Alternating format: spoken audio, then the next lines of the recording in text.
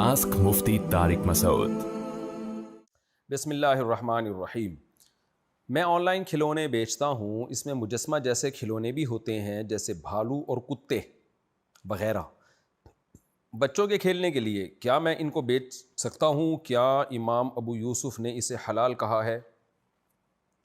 دیکھیں، تصویر خاص طور پہ جو ہاتھ سے بنی ہوئی تصویر یا مجسمہ، یہ اسلام میں حرام ہے۔ چہرے کی تصویر کی بات کر رہا ہوں۔ نبی صلی اللہ علیہ وسلم کی صحیح احادیث ہیں، ان من اشد الناس عذابا یوم القیامۃ المصورون، قیامت میں سب سے سخت ترین عذاب تصویر بنانے والے کو ہوگا۔ بہت شدید وعید ہے اس پر، اس لیے اس پر ہمیشہ امت کا اتفاق رہا ہے کہ جو مجسمہ ہے نا، مجسمہ جو ذی ظل جسے کہتے ہیں، سائے دار تصویر جسے کہتے ہیں، یہ بالاتفاق حرام ہے۔ چاہے اس میں بچوں کے کھلونے ہوں، چاہے بڑوں کے مجسمے ہوں، چہرے کی بات ہو رہی ہے۔ البتہ بچیوں کے لیے گڑیا، اس میں اختلاف ہے۔ تو باقی تین ائمہ کے نزدیک یہ گڑیا سے کھیلنے کی اجازت ہے بچیوں کے لیے، اور امام یوسف کے جس قول کی طرف آپ نے اشارہ کیا، ان کا بھی اس بارے میں ایک روایت ملتی ہے کہ بچیوں کے گڑیوں کے کھیلنے کی اجازت ہے، لیکن امام حنیفہ، امام محمد کے نزدیک گڑیا سے کھیلنا بھی جائز نہیں ہے، یعنی بچیوں کو گڑیا دینا بھی جائز نہیں ہے۔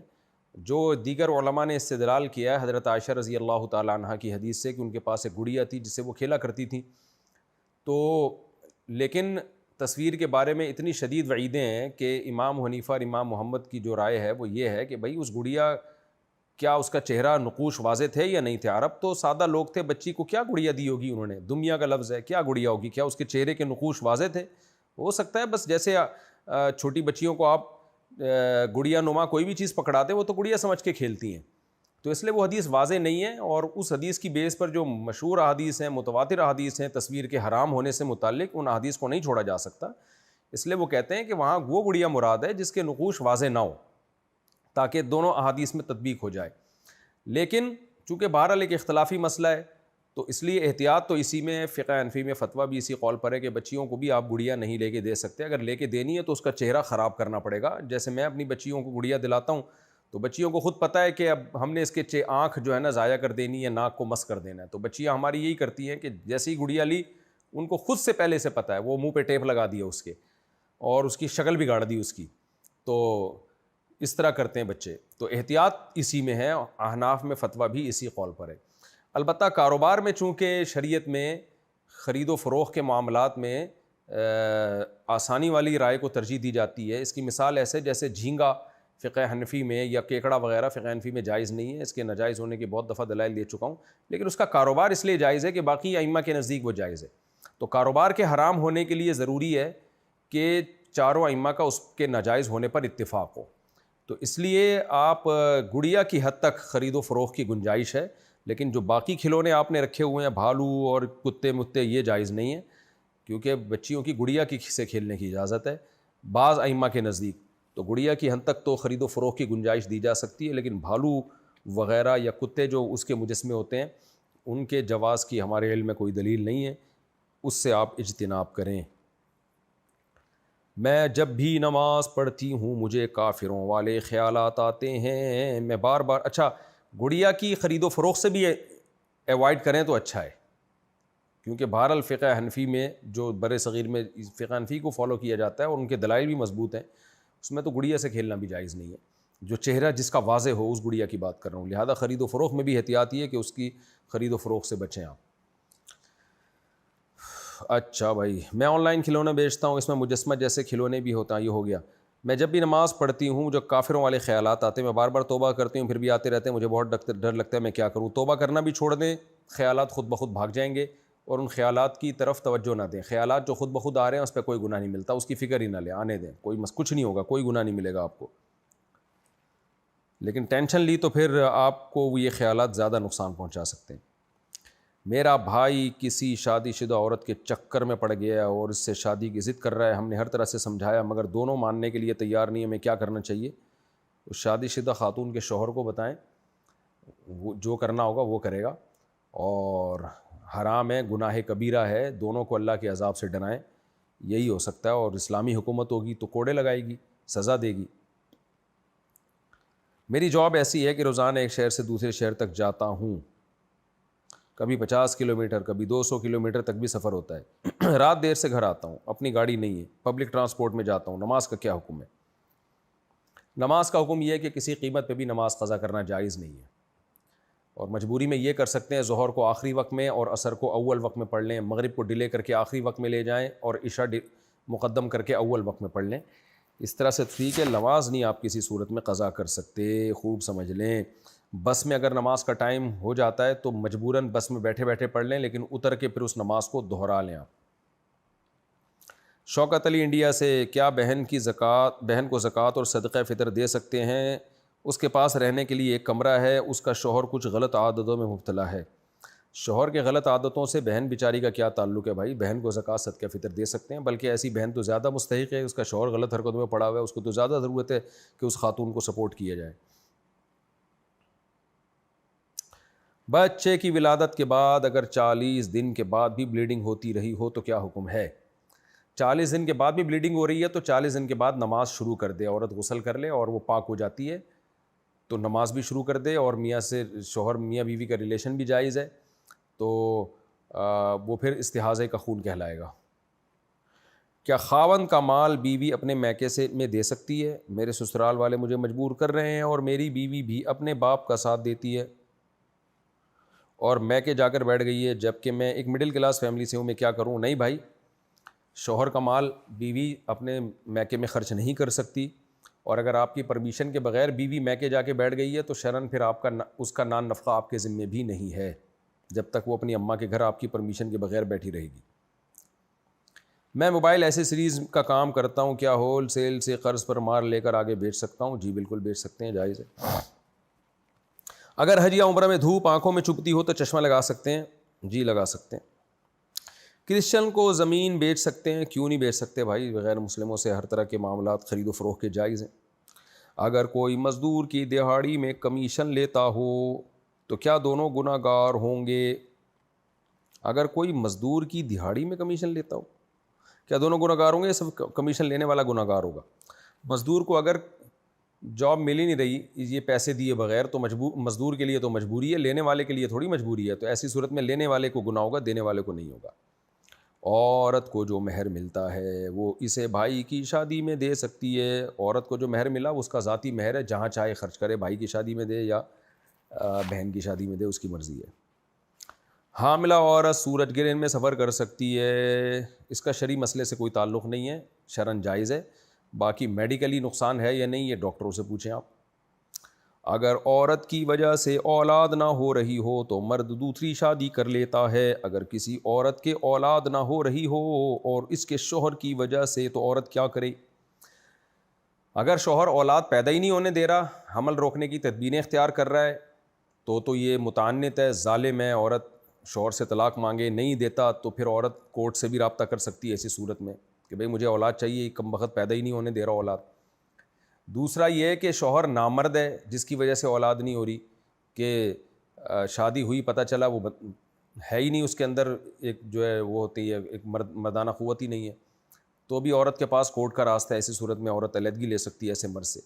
تیسری صورت یہ ہے کہ ایسا بھی کچھ نہیں ہے، بس قدرت کی طرف سے اولاد نہیں ہو رہی، کوئی میڈیکلی پرابلم نہیں ہے، تو پھر عورت شوہر سے خلا کا مطالبہ تو کر سکتی ہے طلاق کا کہ بھئی مجھے طلاق دے دو، میں کہیں اور شادی کرتی ہوں. لیکن اگر شوہر ایسی صورت میں طلاق نہیں دیتا تو پھر عورت کو شوہر کے ساتھ ہی رہنا پڑے گا، اس لیے کہ یہ تو یوں ہی کہا جائے گا کہ مقدر ہے، اللہ کی طرف سے نہیں ہو رہی. ہاں شوہر میں اگر نامرد تو نہیں ہے لیکن میڈیکلی کوئی پرابلم ہے تو اس کا علاج کرائے شوہر. لیکن اگر متعنت ہے، علاج بھی نہیں کراتا، جبکہ ڈاکٹر کہہ رہے ہیں کہ علاج سے یہ ٹھیک ہو سکتا ہے، پھر بھی علاج نہیں کراتا کہ بس مجھے اولاد دینی نہیں ہے، تو یہ بھی ظلم ہے. ایسی صورت میں بھی کورٹ کا سہارا لیا جا سکتا ہے، اس سے علیحدگی لی جا سکتی ہے. لیکن کورٹ میں کیس کرنے سے پہلے کسی مشہور دارالفتاء، معتمد دارالفتاء سے پوچھ لیا جائے کہ کیا طریقہ کورٹ میں اپلائی کیا جائے اور کن طریقوں کا کورٹ پھر رعایت کرے جس سے نکاح ختم ہو. زید انعام دار کرناٹک سے، میں جم میں ویڈیوز بناتا ہوں، جن میں ایکسرسائز کرنا سکھاتا ہوں، پھر یوٹیوب پر ڈالتا ہوں، کیا یہ کام جائز ہے؟ اس کا کیا حکم ہے؟ مردوں کی لڑکوں کی ویڈیوز آپ بنا سکتے ہیں لیکن اس میں گھٹنے تک ایریا کور ہو. ہم میں اور غیر مسلموں میں فرق ہے. غیر مسلموں کے ہاں سطر وطر کی کوئی حیثیت نہیں ہے, ایک دو دھاگے بھی لگے ہوئے ہوں تو کہتے ہیں بس کافی ہے. اسلام میں سطر ہے بھائی, ناف سے لے کے گھٹنے تک کا علاقہ چھپانا فرض ہے. تو جم والے اپنی ننگی تصویریں, یہ ایک چڈی پہنی ہوئی ہوتی ہے انہوں نے وہی ڈال رہے ہوتے ہیں, یہ ناجائز ہے, حرام ہے, شرعی حدود کو کراس نہیں کرنا چاہیے. تو آپ جم میں لڑکوں کی ویڈیو بنائیں, یوٹیوب پہ ڈالیں, لیکن اس میں ناف سے لے کے گھٹنے تک کا جو ایریا ہے وہ کور ہونا چاہیے. یہ حیا کے قانون ہیں جو اسلام نے دیے ہیں, ایک لمٹ ہے. اس اللہ تعالیٰ قرآن میں کہتے ہیں نا حدود اللہ, اللہ کی لمٹ اور اللہ کی حدود کو کراس مت کرو, تو حدود سے آگے نکلنے کی کوشش نہ کریں. مفتی صاحب اگر بہن کو میک اپ کرنے پر ٹوکو تو وہ لڑائی کرتی ہے اور زبان چلاتی ہے, کیا یہ صحیح ہے؟ مت ٹوکیں بھائی, آج کل تو سب لڑکیاں ہی میک اپ کر رہی ہیں, آپ کون سے سوسائٹی میں رہ رہے ہو. تو ویسے تو عورت کے لیے, لڑکی کے لیے زینت شادی کے بعد اس کو زینت زیادہ اختیار کرنی چاہیے, لیکن اب یہ کوئی ایسی چیز تو نہیں ہے, حلال و حرام کا مسئلہ تو نہیں ہے, زیادہ سے زیادہ اس کا تربیت سے تعلق ہے. بھائی اب کنواری بچی ہے وہ میک اپ کرے گی تو فتنے کا اندیشہ ہوتا ہے اس میں, لیکن اب اتنی چھوٹی باتوں پر اب آپ روک ٹوک کریں گے تو اس سے گھروں میں لڑائیاں ہی پیدا ہوتی ہیں. تو اس لیے ان چیزوں میں جب حلال حرام سے اس کا تعلق نہیں ہے نا, تربیت سے تعلق ہے, تو محبت سے سمجھا دیں, مان جائے ٹھیک ہے, نہیں مانے تو بھی ٹھیک ہے, بڑے بڑے مسائل کو فوکس کریں, ٹھیک ہے, اپنا خیال رکھیں اپنے خرچے پہ. اچھا میرے بھائی, قرآن پڑھ کر ثواب کسی کو دے سکتے ہیں, اور ثواب دینے پر اگر وہ کچھ رقم دے تو لینا کیسا ہے؟ ثواب دینے پر تو رقم نہیں لی جاتی کہ میں نے یہ قرآن کا ثواب تمہیں دیا, لاؤ 50 روپے دو, یہ تو جائز نہیں ہے میرے بھائی. اور باقی کیا مطلب ثواب دینے کا, بس دعا کر لیں اللہ اس کا ثواب فلاں فلاں مرحومین کو پہنچا دے, اتنا کافی ہے. قرآن پڑھا کریں, بس فوکس کریں قرآن پڑھنے کو, ٹھیک ہے نا, اتنا کافی ہے. سرتاج انڈیا سے اگر کوئی بہت شدید بیمار ہو تو اسی سورہ یاسین سنائیں یا کوئی سورت سنائیں؟ سورہ یاسین بھی سنا سکتے ہیں, کوئی بھی سورت سنا سکتے ہیں, کوئی حرج نہیں ہے اس میں, اگر وہ اس کو تکلیف نہیں ہو رہی. بعض دفعہ بیمار آدمی نہیں چاہ رہا ہوتا کچھ سننا, پھر زبردستی اس پہ کوئی بھی سورت پڑھیں گے اس کو غصہ آتا ہے. اگر اس کو سکون مل رہا ہے, وہ اس کی طبیعت میں انشراح ہے اور وہ کہہ رہا ہے کہ آپ فاتحہ پڑھ لیں یا فلاں سورت پڑھ لیں, تو اچھی بات ہے, پڑھ دینا چاہیے, فائدہ ہی ہوگا انشاءاللہ قرآن پڑھنے سے. رافع انڈیا سے رمضان کا روزہ رکھا اور 1 بجے حمل کا درد شروع ہو گیا, ہسپتال جانے سے پہلے کچھ کھا لیا اور عصر کے وقت بچے کی ولادت ہو گئی, کیا صرف قضا ہوگی یا کفارہ بھی ہوگا؟ حمل کا درد شروع ہو گیا اور اس میں خاتون کو یہ لگا کہ میرے لیے کھانا ضروری ہے ورنہ یہ تکلیف بڑھ جائے گی, تو پھر تو کوئی کفارہ نہیں ہے, اور اگر ایسا نہیں ہے تو پھر تو گناہ ہوگا. باقی اس میں کفارہ ہوگا کہ نہیں ہوگا یہ مجھے مسئلے کی مزید تحقیق کرنی پڑے گی. بظاہر تو کفارہ تو شبہے سے بھی ساقط ہو جاتا ہے, کیونکہ جب اسی دوران عورت کا بچے کی ولادت ہو گئی تو وہ روزہ ویسے ہی اس پر, یعنی اس کی قضا تو ویسے ہی اس کے اوپر آ گئی ہے. تو اصول اور ضابطے کے مطابق اس پہ عورت پہ کفارہ لازم نہیں ہے, کیونکہ کفارے جو ہے نا شبہے سے ساقط ہو جاتے ہیں. تو اس دن اس کا روزہ قدرت ہی کی طرف سے ٹوٹ گیا ہے بچے کی ولادت کی وجہ سے. تو صراحتاً میں نے یہ مسئلہ دیکھا نہیں ہے, لیکن مجھے امید ہے انشاءاللہ اسی طرح ہی مسئلہ ہوگا. پھر بھی احتیاطاً آپ دوسرے علماء سے بھی پوچھ لیں. باقی درد کی تکلیف کی وجہ سے اگر کھایا ہے یہ سوچ کے کہ درد اس سے کم ہو جائے گا میرے کھانے سے, تو پھر تو ویسے ہی کفارہ لازم نہیں ہے. نیٹا نیو یارک سے, کیا قبلہ رخ پیر کر کے سو سکتے ہیں؟ نہیں جی, قرآن میں ہے نا اللہ تعالیٰ نے حکم دیا کہ شاعر اللہ کی تعظیم کرو. تو تعظیم میں ہر وہ چیز جو تعظیم کے خلاف عرف میں سمجھی جاتی ہے وہ سب چیزیں تعظیم کے خلاف ہی سمجھی جائیں گی. تو کسی کی طرف پاؤں کرنا یہ تعظیم کے خلاف سمجھا جاتا ہے, تو بیت اللہ کی طرف پاؤں کرنا بھی عرف میں تعظیم کے خلاف ہی سمجھا جاتا ہے. بعض لوگ کہتے ہیں اس کی کیا دلیل ہے؟ بھائی دلیل ہر چیز کی الگ نہیں ہوگی. جب ایک چیز منع ہے اسلام میں کہ ادب, آپ کو شاعر اللہ کا احترام کرنا ہے, بیت اللہ تو شاعر اللہ کی جڑ ہے, بنیاد ہے, جب اس کا احترام کرنا ہے تو جو بھی چیز احترام کے منافی ہوگی اس سے بچنے کا خود بخود حکم ہوگا. اس کی مثال ایسے جیسے شریعت نے ماں باپ کے احترام کا حکم دیا, اب ابا کی طرف پاؤں کر کے بیٹھے ہوئے, تو ابا کہہ رہے ہیں کہ یار یہ تم بے اکرامی کر رہے ہو, تو آپ کے ابا کہاں حدیث میں آ کے ابا کی طرف پاؤں کرنا جائز نہیں ہے؟ ابا کہے گا جب بے اکرامی سے منع کیا تو ہر وہ چیز جو بے اکرامی سمجھی جاتی ہے وہ بھی منع ہے. اب بعض لوگ اس سے استدلال کرتے ہیں کہ نبی صلی اللہ علیہ وسلم نے قبلے کی طرف پشت کر کے بیٹھا کرتے تھے آپ, تو اپنی جگہ ہی ایسی بنائی تھی جہاں قبلے کی طرف پشت ہو, تو پھر لوگوں کی طرف خطاب کیا کرتے تھے. بھائی پشت کرنا اس لیے جائز ہے, یہ مستثنیٰ ہے, کیونکہ بیت اللہ کی طرف پشت بھی حرام ہو جاتی نا, پھر تو بہت سخت تنگی میں پڑ جاتے لوگ. ہزاروں لاکھوں لوگ بیت اللہ جا رہے ہیں, واپس آ رہے ہیں, واپس کیسے آتے, کیا اونھے منہ چلتے سارے کے سارے؟ تو اس لیے نبی صلی اللہ علیہ وسلم نے اپنے عمل سے بتا دیا کہ بیت اللہ کی طرف آپ پشت کر سکتے ہیں, کیونکہ یہ ضروری ہے, اس کے بغیر یہی حرج ہوگا, امت حرج میں پڑ جائے گی. لیکن پاؤں کرنا بیت اللہ کی طرف, اس میں کوئی ضرورت نہیں ہے, واضح طور پہ یہ بے ادبی معلوم ہوتی ہے, اس لیے اس سے یہ جائز نہیں ہے. البتہ کہیں ضرورت ہو نا, ضرورت, تو پھر جائز ہے. اب جیسے ہسپتال میں بعض دفعہ مریضوں کے بستری اس طرح سے لگے ہوئے ہوتے ہیں کہ ان کے پاؤں بیت اللہ کی طرف جا رہے ہیں, اور ان کے لیے اس بستروں کو ٹرن کرنا بھی ممکن نہیں ہوتا, کمرے میں پھر وہ بستر ایڈجسٹ ہی نہیں ہوتے اتنے سارے, تو وہاں مجبوری ہے, تو وہ جائز ہے. اسی طرح آپ کہیں بھی جا رہے ہو, آپ سونے کے لیے لیٹے, تو آپ کو نہیں پتا قبلہ کدھر ہے, تو بس آپ سو جائیں. ہاں پہلے سے پتا ہو کہ قبلہ ادھر ہے, پھر وہاں پاؤں نہ کریں, کیونکہ بعض لوگ اس میں وہم میں بھی پڑتے ہیں. اب لیٹنے سے پہلے ہر ایک سے پوچھ رہے ہوتے ہیں بھائی قبلہ کدھر ہے, پاؤں تو نہیں ہو جائیں گے؟ بھائی اب سفر میں ہو آپ, جگہیں ویسے ہی کم ہوتی ہیں, تو کیوں سوال پوچھ کے اپنے اوپر پابندیاں لگا رہے ہو؟ پہلے سے پتہ چل جائے ادھر قبلہ ہے, وہاں پاؤں نہ کریں. پتہ نہیں ہے تو بس آپ آرام سے سوئیں, اس میں زیادہ وہم کرنے کی اور اپنے آپ کو ٹینشن میں ڈالنے کی ضرورت نہیں ہے. شبنم صاحبہ نیپال سے, میرے جیٹھ ہر وقت تبلیغی جماعت میں جاتے ہیں, ماں باپ اور بیوی کی مرضی کے بغیر, اور کوئی کام نہیں کرتے. ان کے 6 بچے ہیں. جب ماں باپ کام کرنے کا کہیں تو ان کو گالیاں دیتے ہیں, اور یہی تو کام کر رہے ہیں آج کل. آپ نے کہا کوئی کام نہیں کر رہے, تو یہ بہترین گالیوں والا کام کر رہے ہیں. اور گھر کی چیزیں توڑتے ہیں, لو بھائی ایک اور کام بھی کیا انہوں نے, آپ کہہ رہے ہیں کام نہیں کرتے. ان کی وجہ سے ان کی بیوی بہت پریشان ہیں, کیا کیا جائے؟ کیا ایسے جماعت میں جانا جائز ہے؟ بھائی جماعت میں تو لوگ نکلتے ہیں, تبلیغ والے ان کو بتاتے ہیں کہ دین سیکھنے کے لیے نکلو, اور دین میں 2 چیزیں داخل ہیں, اللہ کے حقوق اور اللہ کی مخلوق کے حقوق. تو اگر وہ مخلوق کے حقوق پامال کر رہے ہیں, گھر کی جو بیسک ذمہ داریاں وہ نہیں اٹھا رہے, تو ان کا تو تبلیغ میں نکلنا جائز ہی نہیں ہے. اور تبلیغ جماعت کے اکابر کو بتایا جائے تو ان پہ پابندی لگائیں گے. بعض دفعہ بزرگوں کو پتہ نہیں ہوتا, تبلیغ میں لوگ اب پرسنلی بہت سارے حقوق ضائع کر رہے ہوتے ہیں, تو گھر کا نان نفقہ, گھر کی بیسک ضرورتیں ان پر لازم ہے پوری کریں, اس کے بعد تبلیغ میں جائیں وہ. اور گھر کی چیزیں جو توڑ دی ہیں ان کو جڑوانے کا انتظام بھی کریں, اور جو گالیاں وغیرہ انہوں نے دی ہیں تو اس پہ بھی توبہ استغفار کریں. ماں باپ کو تو کے ساتھ تو بد کلامی بہت سخت گناہ ہے. ظاہر صاحب گجرات سے, اگر کوئی ایسا عمل کرے جس سے سارے گناہ معاف ہو جائیں, تو کیا ان گناہوں کے بارے میں قیامت کے دن پوچھا جائے گا؟ کبیرہ گناہ پورے طور پہ معاف کرنے کا جو وعدہ ہے نا اللہ کا, وہ سچی توبہ کا ہے. سچی توبہ کریں تو انشاءاللہ قیامت کے دن پھر اس کے بارے میں سوال نہیں ہوگا. باقی کوئی ایسا عمل نہیں ہے. صغیرہ گناہ تو معاف ہوتے ہیں, کبیرہ کے بارے میں تو شریعت کا اصول یہی ہے کہ توبہ کے بغیر معاف نہیں ہوتے.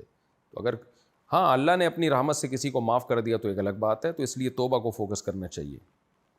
قبرستان میں جانور پالنا کیسا ہے؟ قبرستان کی جگہیں وقف کی جگہ ہوتی ہیں, پرسنل پراپرٹی نہیں ہوتی, تو اپنی پرسنل چیزیں وہاں پر آپ نہیں پال سکتے. ہاں کسی کا ذاتی قبرستان ہے, ذاتی زمین ہے, پھر وہ جو مرضی پالے, لیکن ایسے جانور جس سے قبروں کی بے حرمتی ہو تو وہ ٹھیک عمل نہیں ہے. اظہر صاحب انڈیا سے, اگر کسی کی بیوی ناجائز تعلقات سے باز نہ آئے جب کہ بچے بھی ہوں تو کیا کیا جائے؟ بھائی ہم تو شرعی مسئلہ بتا سکتے ہیں کہ اس کو طلاق دینا بھی جائز ہے, رکھنا بھی جائز ہے. اب بندہ خود فیصلہ کرے کہ کرنا کیا ہے. تو میں یہ مشوروں کا چینل تو نہیں ہے نا. بعض دفعہ طلاق دینا زیادہ فائدہ مند ہوتا ہے, جان چھڑائیں ایسی عورت سے, اور بعض دفعہ طلاق نہ دینا زیادہ فائدہ مند ہوتا ہے. طلاق دی تو وہ بچوں کا مسئلہ خراب ہوتا ہے. بہتر تو یہی ہے کہ ایسی عورت کو فارغ کر دیا جائے, طلاق دے دی جائے, افضل تو یہی ہے.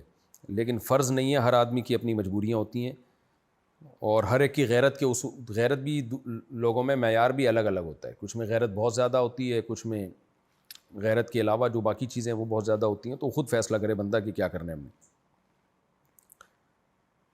محمد دلشاد یو پی سے, بغیر وضو کے اذان دینا کیسے جائز ہے؟ مفتی صاحب ایک لڑکی نے آپ کا بیان سن کر ایک شادی شدہ آدمی سے شادی کر لی, کمارا کا انتظار نہیں کیا, اب اس کا شوہر بہت زیادتی کر رہا ہے, تو سب لوگ آپ کا نام لے کر طعنہ دے رہے ہیں کہ اور سنو مفتی صاحب کے بیانات اور کرو ان کی باتوں پر عمل. میرے بیانات اس لڑکی نے نہیں سنے, اگر سنے ہوتے تو وہ یہ حرکت نہ کرتی. میں نے لڑکیوں کو کبھی ترغیب نہیں دی ہے کہ آپ کسی مرد کی دوسری بیوی بنیں. آپ یقیناً بنیں جب کمارا کوئی اچھا رشتہ نہ مل رہا ہو تو بنیں آپ, یا کوئی دوسری شادی کرنے والے میں کوئی سرخاب کے پر لگے ہوئے ہیں, کوئی بہت ہی الگ ہٹ کے ہے وہ, تو میں نے کبھی بھی نہیں ترغیب دی ہے. میں لڑکیوں کو ہمیشہ یہی کہتا ہوں کہ آپ کسی شخص کی دوسری بیوی نہ بنیں, آپ پہلی بیوی بنیں کسی کی. آپ کو کیا ضرورت ہے جب پہلی کمارے کا رشتہ مل رہا ہے تو آپ کسی کی دوسری بیوی بنیں؟ آپ نے اپنا فائدہ دیکھنا ہے. اور اگر آپ کو لگے کہ یہ بندہ بہت ہی زبردست ہے یا آپ کو کوئی کمارے کا رشتہ مل نہیں رہا تو پھر اس کو بہت زیادہ پرکھیں, کیونکہ 2 شادیاں کرنے کو نبھانا یہ زیادہ مشکل کام ہے, تو یہ ہر آدمی نہیں کر سکتا. تو میرے بیانات میں اس بات کا بار بار تذکرہ ہے. تو جس لڑکی کا آپ نے تذکرہ کیا کہ میرے بیان سن کے اس نے شادی کی ہے, اس نے میرے بیان نہیں سنے. اگر سنے ہوتے سارے بیان, پورے بیان, تو پھر وہ یا تو یہ شادی کرتی نہیں, کرتی تو 100 دفعہ سوچتی کہ کیا یہ مرد اس لائق ہے کہ 2 کو پال لے گا اور اس میں یہ صلاحیت ہے. تو یہ بہت اچھی طرح پرکھنے کے بعد یہ کام کرتی. انوار خان بنگلہ دیش سے ایک بڑے عالم نے بیان میں ایک حدیث بیان کی کہ نبی کریم صلی اللہ علیہ وسلم کے پاس ایک صحابی آیا اور فرمایا کہ میں سارا دن کام کرتا ہوں اور میرا بھائی کچھ نہیں کرتا, صرف بیٹھ کر کھاتا ہے. تو آپ صلی اللہ علیہ وسلم نے فرمایا کہ تمہیں اللہ اس کی قسمت سے دیتا ہے. مفتی صاحب کیا اس سے نکمے پن کی ترغیب نہیں ملتی؟ اس کی وضاحت فرمائیں. بالکل ترغیب نہیں ملتی. حضرت میں بھائی کمزور تھا تو آپ نے فرمایا انکم ترزقون بضعفائکم. حدیث کے الفاظ پورے یہ ہیں کہ تمہیں کمزوروں کی وجہ سے رزق ملتا ہے. تو اس سے وہ بھائی مراد ہے جو کچھ کر نہیں سکتا ہو بیچارہ. تو اس لیے بھائی کو چاہیے اس پہ خرچ کرے اور یہ سوچے کہ اللہ جو مجھے دے رہا ہے اس کی برکت سے دے رہا ہے. اس سے وہ اپاہج بھائی, اپاہج سے مراد جو زبردستی کے اپاہج بنے ہوئے ہوں اور جان بوجھ کر کام نہ کر رہے ہوں, تو ان کی حوصلہ افزائی نہیں ہے. کیونکہ صحیح مسلم کی واضح حدیث ہے, حدیث کے الفاظ تو مجھے پوری طرح یاد نہیں, حدیث کا مفہوم یہ کہ ایسے لوگوں پر غالباً لعنت کے الفاظ ہیں کہ لعنت ہوتی ہے جو نکاح بھی نہیں کرتے کیونکہ روزگار تلاش نہیں کرتے وہ اور محنت نہیں کرتے, تو اس طرح کنوارے رہ کے زندگی گزارتے ہیں محنت نہ کرنے کی وجہ سے, کیونکہ روزگار جب ہوگا تو پھر آپ کا نکاح ہوتا ہے نا. تو ایسے لوگوں پہ تو نبی صلی اللہ علیہ وسلم کی بہت شدید وعید ہے. پھر دوسری بات یہ کہ اللہم انی اعوذ بک من الجبن ومن الکسل, آپ صلی اللہ علیہ وسلم نے سستی سے بزدلی سے پناہ مانگی ہے. تیسری حدیث ہمارے پاس ہے کہ ایک صحابی آئے, نبی کے سامنے ہاتھ پھیلایا تو آپ نے فرمایا کہ کچھ کاروبار کرو, اور ان کو جو ہے وہ کلہاڑا دیا اور فرمایا کہ جاؤ جنگل سے لکڑیاں کاٹو. اگر آپ صلی اللہ علیہ وسلم اس کو پسند کرتے کہ گھر میں بیٹھ کے بس آپ لوگ کھاتے رہیں بیٹھ کے, تو ان صحابی کو آپ روزگار کا کیوں بتاتے؟ تو اس میں وہ لڑکے جو گھروں میں بیٹھ کے پڑے ہوئے ہیں, بھائیوں کی آمدن کھا رہے ہیں, کرتے ورتے کچھ نہیں ہے, ان کے لیے حدیث میں کوئی دلیل نہیں ہے. اگر روزے میں ایام شروع ہو جائیں تو اس وقت روزہ توڑ سکتے ہیں. جی ٹوٹ گیا روزہ جب ایام شروع ہو گئے تو خود بخود ٹوٹ گیا, توڑنے کی ضرورت نہیں ہے. اگر سونا گروی رکھوا کر قرض لیا تو کیا سونے کی زکوٰۃ ہوگی؟ جی بالکل ہوگی, کیونکہ وہ آپ کا سونا ہے, کسی کے پاس امانت کے طور پہ رکھا ہوا ہے. کیا کسی فرقے کو فالو کرنا ضروری ہے؟ میں کسی فرقے کو نہیں مانتا اور سب کے پیچھے نماز پڑھ لیتا ہوں. نبی صلی اللہ علیہ وسلم نے فرمایا کہ 73 فرقوں میں 72 جہنمی 1 جنتی, تو وہ ایک بھی فرقہ ہی ہوگا. لیکن وہ فرقے سے مراد یہ دیوبندی بریلوی اہل حدیث فرقے نہیں ہیں. ان کو جو نبی نے فرقہ فرمایا کیا مطلب؟ ما انا علیہ و اصحابی, جو میرے اور صحابہ کے طریقے پہ چلے گا بس. تو جو بھی آپ کو لگے کہ نبی صلی اللہ علیہ وسلم قرآن اور صحابہ کے طریقے پہ چل رہا ہے اس کو فالو کرنا شروع کر دیں آپ. ہاں بعض دفعہ یہ ہوتا ہے کہ میں کسی فرقے کو نہیں مانتا, اس کا ایک اچھا مطلب بھی ہے غلط مطلب بھی ہے. اچھا مطلب تو وہی ہے جو میں نے بتا دیا, بھائی جو بھی آپ کو لوگ لگے ایسے کہ جو قرآن و سنت کو فالو کر رہے ہیں آپ بھی انہی کو فالو کرو. لیکن اس کا غلط مطلب یہ ہے کہ یہ سارے جتنے بھی ہیں سب غلط ہیں, میں ان میں سے کسی کو نہیں مانتا, اب میں کوئی نئی چیز لاؤں گا مارکیٹ میں. اس کا مطلب اب آپ ایک نیا فرقہ بنا رہے ہو, جبکہ حدیث میں آتا ہے امت گمراہی پہ جمع نہیں ہو سکتی. تو یہ سارے جتنے بھی مسلمان چل رہے ہیں اس وقت سب غلط ہو گئے اور آپ صحیح ہو گئے, یہ نہیں ہو سکتا. تو کیونکہ حدیث میں آتا ہے امت گمراہی پہ 1 سیکنڈ کے لیے بھی, حدیث کا مفہوم یہی ہے کہ 1 سیکنڈ کے لیے بھی سارے لوگ غلط نہیں ہو سکتے, تو کوئی تو ان میں صحیح ہوگا نا. تو اس لیے جو آپ کو لگے کہ جو لوگ ایسے ہیں جو قرآن و سنت اور صحابہ کو فالو کر رہے ہیں, جو آپ کو لگیں تو آپ انہی میں اپنے آپ کو شامل کریں. اچھا میرے بھائی, ہاں کہاں چلا گیا؟ رضوانہ صاحبہ انڈیا سے, خواتین کے ناپاکی کے ایام کتنے دن تک چلتے ہیں, کتنے دن بعد پاک ہوتی ہیں؟ اس میں اختلاف ہے علماء کا, ائمہ اربعہ کا. احناف کے نزدیک کم سے کم 3 دن ضروری ہیں حیض کے لیے. اگر 3 دن سے پہلے خون بند ہو گیا تو جو نمازیں چھوڑی ہیں وہ پڑھنی پڑیں گی, کیونکہ یہ اس بات کی علامت ہوگی کہ یہ حیض کا خون نہیں تھا. اور زیادہ سے زیادہ 10 دن, اگر 10 دن کے بعد بھی بلیڈنگ ہو رہی ہے تو عورت نماز شروع کر دے گی, کیونکہ 10 دن کے بعد حیض نہیں ہوتا, وہ پھر استحاضہ کہلاتا ہے. تو حیض کے کم سے کم 3 دن, اور زیادہ سے زیادہ 10 دن، اور 2 حیض کے درمیان کم سے کم 15 دن کا وقفہ ضروری ہے. 15 دن سے پہلے اگر بلیڈنگ شروع ہو گئی تو وہ بھی حیض نہیں ہے. عامر انصاری انڈیا سے، اگر خواب میں اپنا ہی خون دکھ رہا ہو تو اس کا کیا مطلب ہے؟ کچھ مطلب نہیں ہے بھائی. رات کو آپ پیٹ ہلکا رکھ کے سویا کریں، اور پیٹ جب بھرا ہوا ہوتا ہے تو اس طرح کی اوٹ پٹانگ چیزیں بہت زیادہ نظر آتی ہیں. پیٹ ہلکا کر لیں، خون بند ہو جائے گا. پھر بھی بند نہ ہو پھر دوبارہ رابطہ کریں. عزیز الرحمان، میں آپ کو ڈاکٹر کا بتاؤں گا انشاءاللہ، اس سے ٹھیک ہو جائے گا مسئلہ. عبد الرحمان صاحب انڈیا سے، یا علی یا اور یا غوث اعظم کہنا کیسا ہے؟ نہیں کہنا چاہیے، کیونکہ میں نہیں کہہ رہا جو یا علی یا غوث اعظم کہتے ہیں وہ مشرک ہیں. ان کے بات کا 2 مطلب نکلتے ہیں، صحیح مطلب بھی ہو سکتا ہے، غلط مطلب بھی ہو سکتا ہے، لیکن ایسے مبہم الفاظ کہنے نہیں چاہیے نا جن کے پھر مطلب بیٹھ کے بیان کریں آپ. تو احتیاط اسی میں ہے کہ نہ کہیں آپ. التمش لکھنؤ سے، اگر گھر میں مرد نہ ہو تو عورت گھر میں جماعت کرا سکتی ہے؟ عورت کے لیے جماعت کرانا مکروہ ہے، تو انفرادی نماز پڑھے عورت. کسی نے میرے رشتہ دار کی برائی کی اور میں نے جا کر اس رشتہ دار کے سامنے کہہ دی، کیا یہ غیبت ہے؟ غیبت، اس نے غیبت کی ہے، آپ نے پھر اس کی غیبت کر دی، تو دونوں برابر کے مجرم ہیں. تو اس کو جا کے کیوں بتایا کہ وہ آپ کی برائی کر رہا تھا؟ اس سے تو نفرتیں پھیلیں گی، لڑائیاں ہوں گی. پاکستان سے نے پوچھا جی گھر میں بہت چیونٹیاں ہیں، اس کا کیا کریں؟ چلتے پھرتے بھی پیروں کے نیچے آتی ہیں، بستر پر بھی تھوڑی بہت ہوتی ہیں، مر جائے تو ڈر لگتا ہے. اللہ آپ کو نیک صالح بنائے، آمین. بھائی ان کا نہ ڈرا کریں، چیونٹیاں آتی ہیں پاؤں کے نیچے آنے دیں، جان بوجھ کر بلا وجہ چیونٹی کو نہ ماریں. اور گھر کے اندر اگر چیونٹیاں ہیں تو وہ تو مارنا ہی پڑتا ہے، ان کو تنگ کرتی ہیں وہ، تو کوئی پوچا فنائل وغیرہ کا لگا لیں تاکہ وہ مر جائیں. ہاں گھر کے باہر جا کے چیونٹیوں کو تنگ نہ کریں. تو اپنے گھر میں اگر چیونٹیاں بہت ہیں ان کو مار دیں، چلتے پھرتے پیروں کے نیچے آ جائیں، کوئی مسئلہ نہیں ہے. بستر پر بھی تھوڑی بہت ہوتی ہے تو نہ ہو تو زیادہ اچھا ہے، مر جائیں تو ڈر لگتا ہے، تو ان کا حساب آپ سے نہیں ہوگا، آپ کو ڈر نہیں لگنا چاہیے. سمیر صاحب سواس سے، مجھے ایک دوست نے بتایا کہ ہم پاکستان میں جو میڈیسن استعمال کرتے ہیں تو یہ دواؤں کی کمپنیاں حلال سرٹیفائڈ نہیں ہوتی اور ان کی دوائیوں میں حرام اجزاء بھی شامل ہوتے ہیں. میں ان کمپنیز کی ویب سائٹ پر بھی گیا تو مجھے وہاں سے بھی اس بارے میں کچھ معلومات نہیں ملی. آپ اس بارے میں رہنمائی فرمائیں.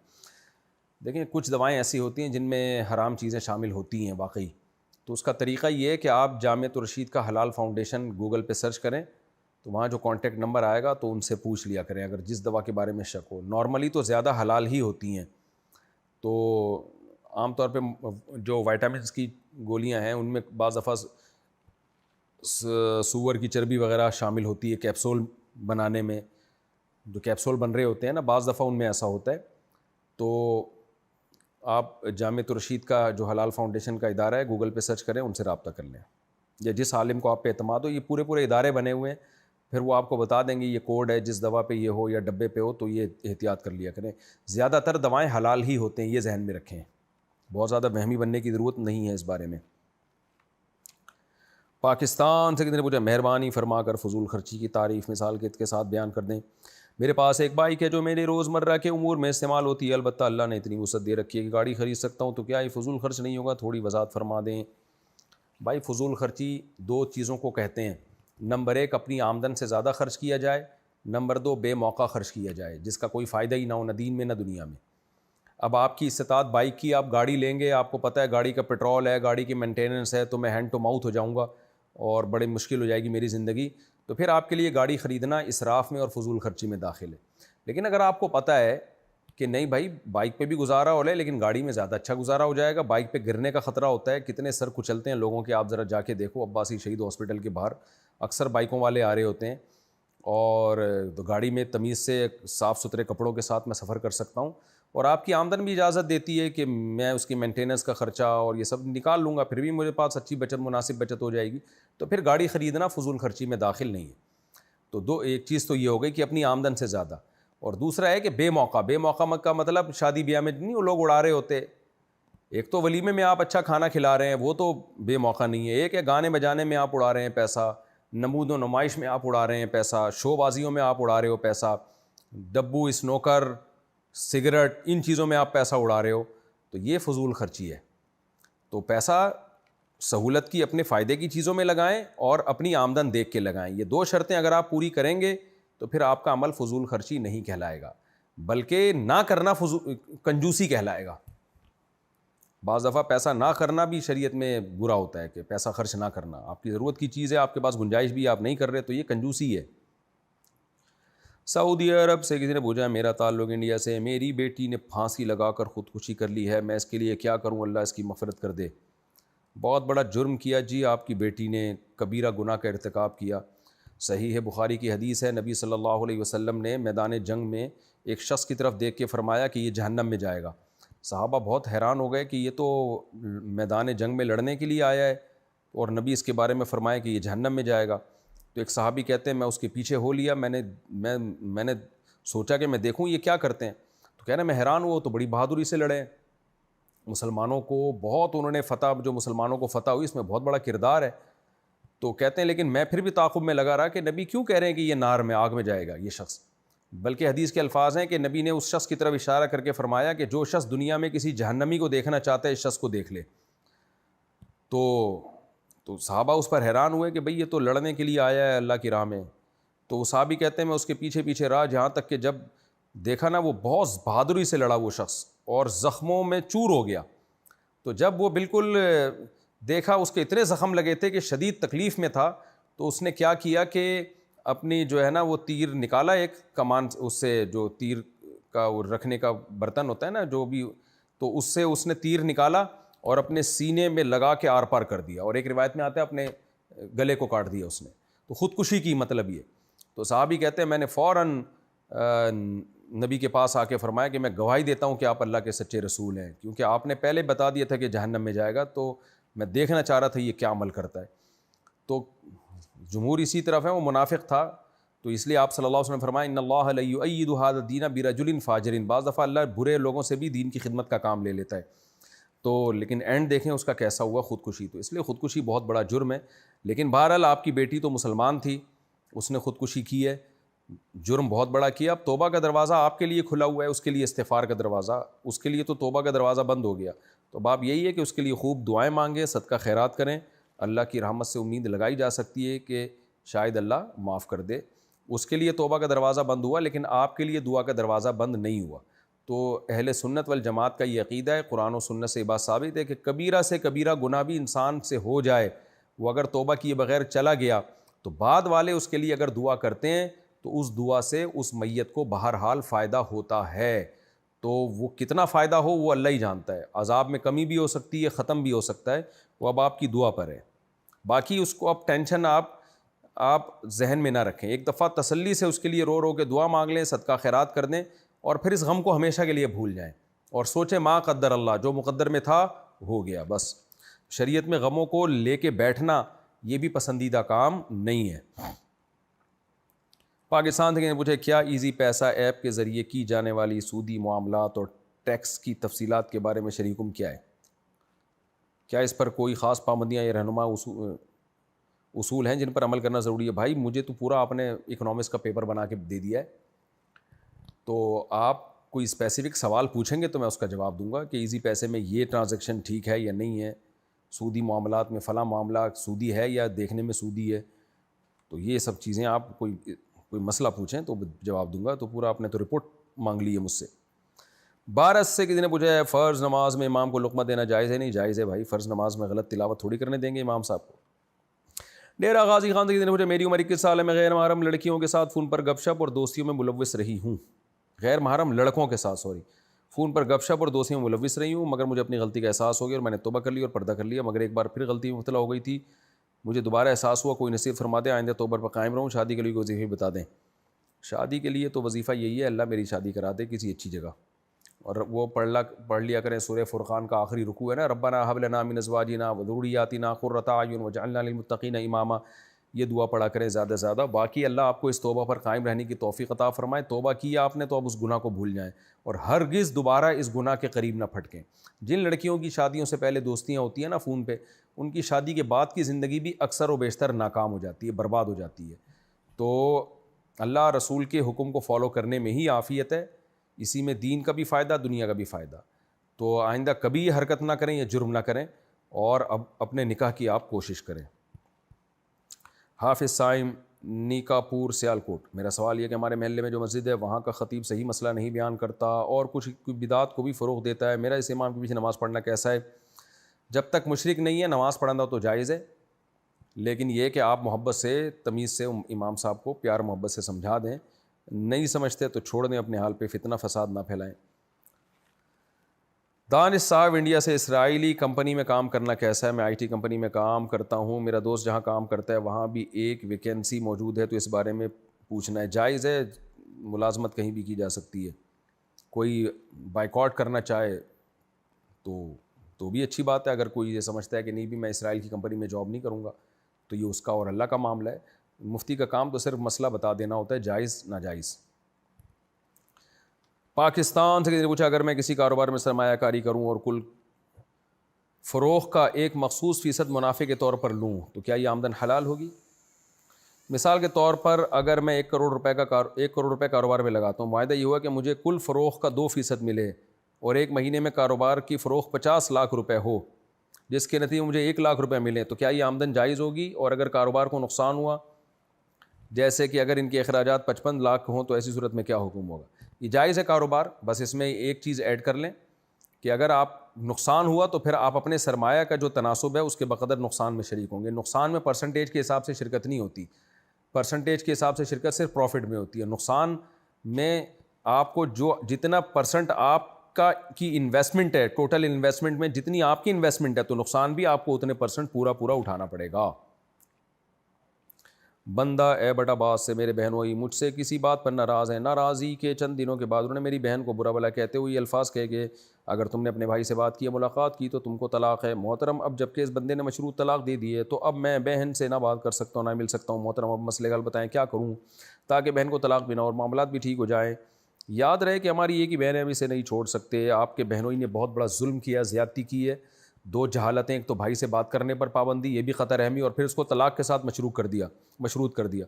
تو چونکہ ایک طلاق کے ساتھ مشروط کیا ہے تو اب اس سے بچنے کا کوئی تدبیر نہیں ہے، تو بہن جب بھی بھائی سے بات کرے گی ایک طلاق بہرحال ہو جائے گی، لیکن اس کے بعد یہ قسم ختم ہو جائے گی، دوبارہ بات کرنے سے کوئی دوسری طلاق نہیں ہوگی۔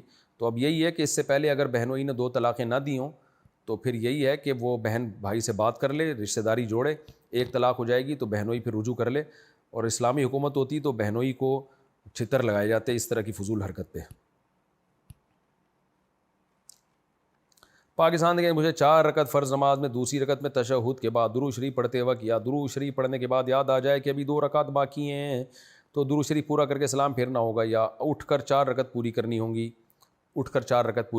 گی، اور درود شریف اگر زیادہ مقدار میں پڑھ لیا ہے، جیسے ایک لمسم ایک مقدار بتائی جاتی ہے، ایھا النبیو کی ہاں تک پہنچ گئے ہیں، وعلی آل ابراہیم کی، یعنی اصول تو یہ ہے کہ 3 دفعہ تسبیح کے بقدر پڑھ لیا ہو، اور اب وہ 3 دفعہ تسبیح کے بقدر اصل تو یہی ہے کہ اتنا دیر ٹھہر گئے ہیں، وہ 3 دفعہ سبحان ربی العظیم یا سبحان ربی الاعلیٰ پڑھا جا سکتا ہو، اتنی تاخیر کر دی۔ تو علماء نے لوگوں کی آسانی کے لیے وہ پوری مقدار گن کے بتا دی ہے کہ درود شریف اللہم صلی علی محمد وعلی آل محمد کما صلیت علی ابراہیم، تو غالباً وہ علی ابراہیم تک بنتا ہے، وہ اعلیٰ تک، مجھے پورے ابھی یاد نہیں ہے، تو اس مسئلے کو ایسن الفتاویٰ میں آپ دوبارہ دیکھ لیں، جہاں تک مجھے یاد پڑ رہا ہے اعلیٰ ابراہیم تک، تو اعلیٰ تک بنتا ہے، تو وہ دیکھ لیا جائے مسئلہ ایسن الفتاویٰ میں، دوسری جلد میں یہ مسئلہ موجود ہے۔ تو ابھی تو صرف اتنا بتانا مقصد ہے کہ درود شریف کی ایک تھوڑا سا پڑھ لیا تو اس سے کچھ نہیں ہوتا، آدھے سے زیادہ درود شریف اگر آپ نے پڑھ لیا ہے تو پھر آپ کو یعنی اعلیٰ تک یا آل ابراہیم کی آل تک، وہ ایسن الفتاویٰ میں دیکھ لیں آپ، تو ایک خاص مقدار تک درود شریف اگر پڑھ لیا جائے تو پھر سجدہ سہو واجب ہو جاتا ہے، لیکن اس کو کمپلیٹ نہیں کرنا بلکہ کھڑے ہو جانا ہے، چھوڑ دینا اس کو جہاں تک تھا۔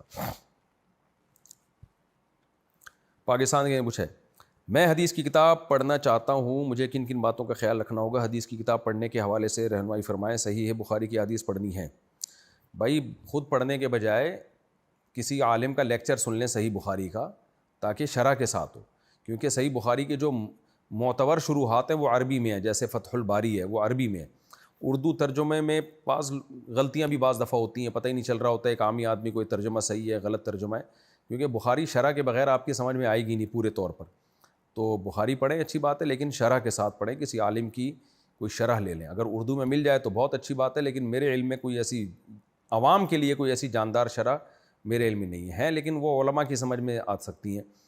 تو اس لیے علماء کے لیکچر جو صحیح بخاری کے پڑھے ہوئے ہیں, میرے بھی لیکچر ہیں, وہ آپ سن لیں. نہیں تو پھر اگر شرح لینی ہے تو پھر کوئی معتبر شرح لیں, وہ دیکھیں, وہ پڑھیں آپ بخاری کی. لیکن عوام کے لیے جو ہے نا, ریاض الصالحین اچھی کتاب ہے, اس میں بخاری مسلم کی حدیثیں اور بھی صحیح کتابوں کی حدیثیں.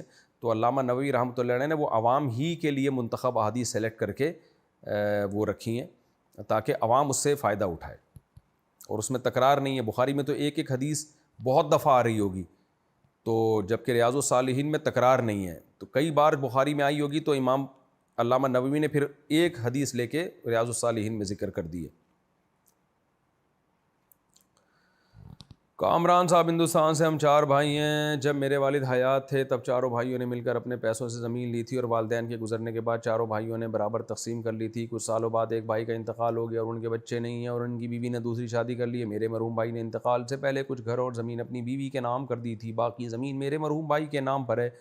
تو اس زمین کو ہم تینوں بھائیوں میں برابر تقسیم کر سکتے ہیں. زمین ہم چاروں بھائی اپنے پیسوں سے لینے, زمین ہم نے 4 بھائیوں نے اپنے پیسوں سے لی تھی. تو اس زمین میں میری بہن کیا کہہ رہے ہیں, دختری مانگتی ہے. یہ ہے کہ یہ گھر میرے مرحوم والدین کا ہے. اچھا, بہن یہ کہتی ہے کہ مرحوم والدین کے, تو کیا زمین میں بہن کا دختری لینے کا حق بنتا ہے؟ دختری کیا ہوتا ہے بھائی؟ وراثت لینے کا حق. دیکھیں 4 بھائیوں نے مل کے جب زمین خریدی تھی تو 4 بھائی اس کے مالک ہیں. اب ایک بھائی کا انتقال ہو گیا تو اس کی بیوہ کا حصہ ہے, چاہے وہ بیوہ کہیں اور شادی کر چکی ہے, اور چاہے بھائی نے زندگی میں اس بیوہ کو کچھ دے بھی دیا ہو, تو اس بیوہ کا حصہ نکالیں جس نے کہیں اور شادی کر لی ہے, اور باقی پھر اس بھائی کے جو اولاد ہے تو اس میں تقسیم کریں, اور بیٹا بیٹیوں میں تقسیم کریں. بیٹا بیٹے نہیں ہیں تو پھر بھائیوں کا حصہ ہے. وہ وارثوں کی پوری تفصیل لکھ کے بتائیں گے تو میں بتا سکتا ہوں کس کس میں. خلاصہ یہ ہے کہ 4 بھائیوں نے مل کے زمین خریدی تو چاروں بھائی اس کے مالک ہیں, اور ایک بھائی جس کا انتقال ہوا تو اس کی بیوہ کا حصہ نکالیں جس نے کہیں اور شادی کر لی ہے. کہیں اور شادی کرنے سے عورت کا حصہ فوت نہیں ہوتا.